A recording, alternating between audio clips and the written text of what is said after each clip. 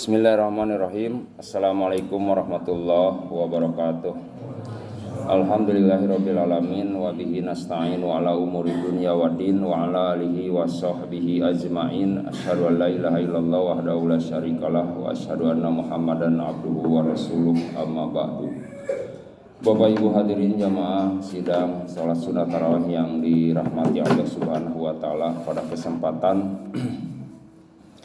kultum yang terakhir ini saya tidak akan banyak menyampaikan tentang materi ceramah, karena dari awal tanggal 1 Ramadan sampai malam kemarin Bapak Ibu saya yakin sudah mengerti, sudah paham, dan mudah-mudahan nanti bisa diamalkan dalam Ramadan yang akan datang.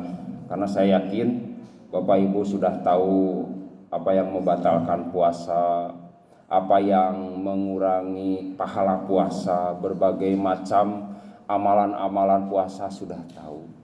Yang penting bagi kita bukan hanya tahu saja, tetapi bagaimana kita melaksanakan nanti.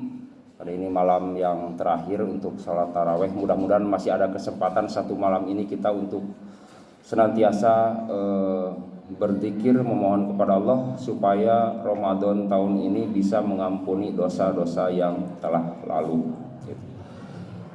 Yang kedua, mungkin saya atas nama mendapatkan amanat dari Bapak Ketua DKM, Bapak Ustadz Koko Khairuddin, selaku Ketua DKM beserta pengurus jajarannya, mohon maaf yang sebesar-besarnya apabila dalam penyelenggaraan Ramadan ini dari awal sampai akhir itu ada beberapa kekurangan, kurang nyaman dalam penyelenggaraan ini. Mohon maaf yang sebesar-besarnya. Mungkin mudah-mudahan tahun yang akan datang panitia akan lebih maksimal lagi. Dan juga saya berterima kasih juga atas nama pengurus DKM kepada bapak-bapak, ibu-ibu yang telah memberikan takjil ya setiap hari RT 6 dan RT 7. Mudah-mudahan ini menjadikan ladang amal bagi kita. Jangan merasa dibebani. Saya juga sebagai pengurus RT juga kadang merasa bapak-bapak, ibu-ibu, setiap keluarga itu harus mengeluarkan. Tapi ingat janji Allah, setiap barang siapa yang memberikan buka puasa kepada orang yang berpuasa, insya Allah dengan dasar iman dan takwa, itu adalah janji setiap orang yang memakan makanan yang kita berikan, maka ya pahala orang yang memakan itu akan kembali ke kita dengan tidak mengurangi sedikit pun pahala orang yang berpuasa. Sungguh besar Allah memberikan pahala kepada orang yang berpuasa. Bayangkan Bapak Ibu, selama penyelenggaraan pesantren gratis ini kurang lebih saya informasi sekitar 125 anak plus mungkin bapak-bapak ada 20 atau kurang lebih 20 lah. Coba bayangkan kalau bapak ibu-ibu menyumbangkan makanan sedikit saja, apakah berupa air atau kurma dan seterusnya lah, diminum dan dimakan oleh jamaah anak-anak kita. Insya Allah kita puasa itu bukan satu kita puasa, tapi 125 anak itu pahalanya ke kita ya. Itu jadi ke depan mungkin ya mudah-mudahan nanti lebih ditingkatkan lagi. Dan yang ketiga juga syukur alhamdulillah ini adalah yang pertama kali diadakan tadarus di Masjid Al-Ta'awun ya, dengan penyelenggaraan yang lebih intens lagi ya. Ada target Pak Ustadz Koko 1 orang itu diharapkan 1 juz. Alhamdulillah kalau kurang lebih saya informasi kemarin Pak Turyadi itu 3 hatam. Alhamdulillah ya. Juga alhamdulillah pada penyelenggaraan itikaf juga ada peningkatan di Masjid At-Ta'awun gitu kan. Jadi jamaah sekarang kurang lebih ada 15 sampai 20. Juga ada makan sahur 2 kali selama itu. Syukur alhamdulillah. Nanti ke depan saya dengan Pak Ustadz Koko akan lebih meningkatkan lagi penyelenggaraan, terutama nanti akan memanggil seorang ustadz untuk memberikan kajian khusus mabit di malam-malam terakhir. Jadi kita isi ya Meskipun kita tidak maksimal dan tidak sesuai dengan apa yang dicontohkan oleh baginda Rasulullah atau para sahabat, itu jauh sekali yang namanya itikaf. Tapi paling tidak selama 10 hari terakhir masjid itu tidak sepi, Bapak Ibu.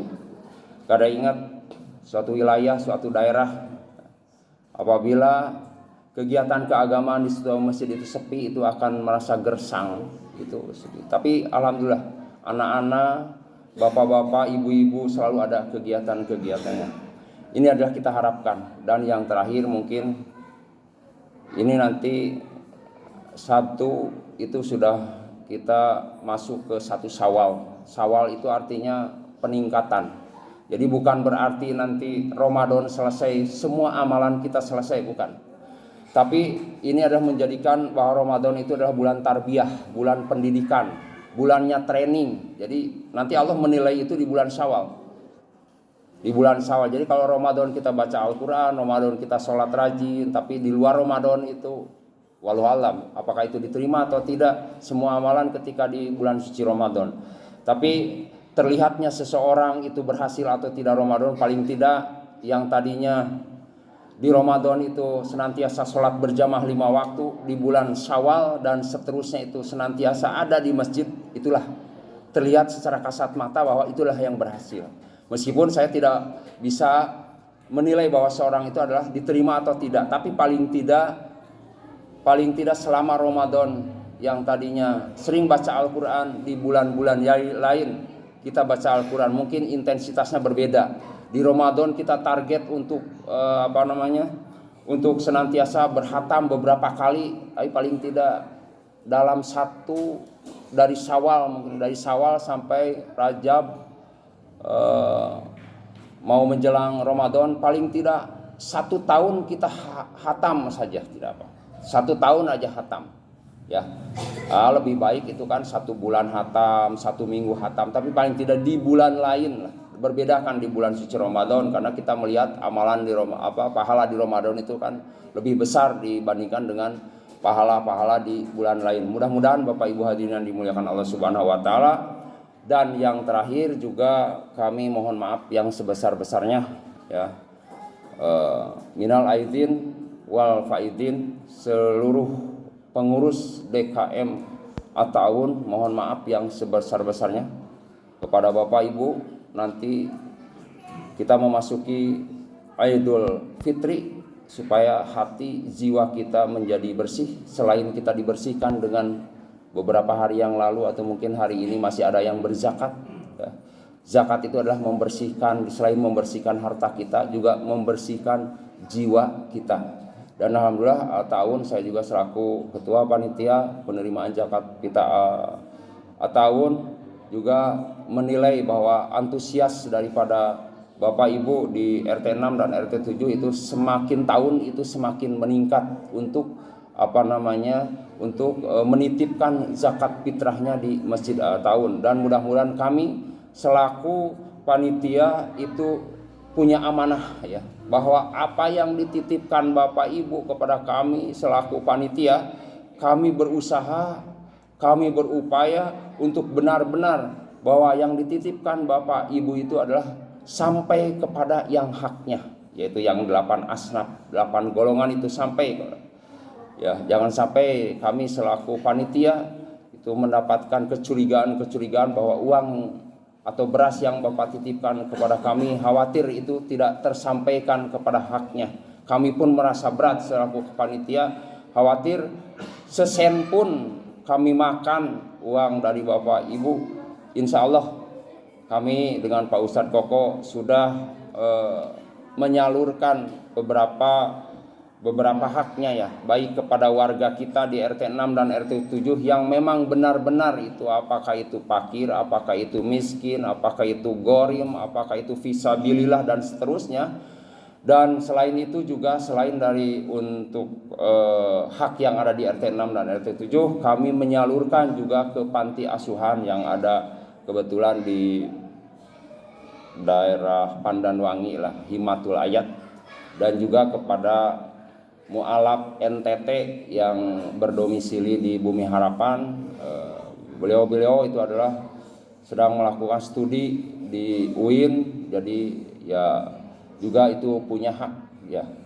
Itu saja mungkin yang bisa saya sampaikan, tidak panjang lebar.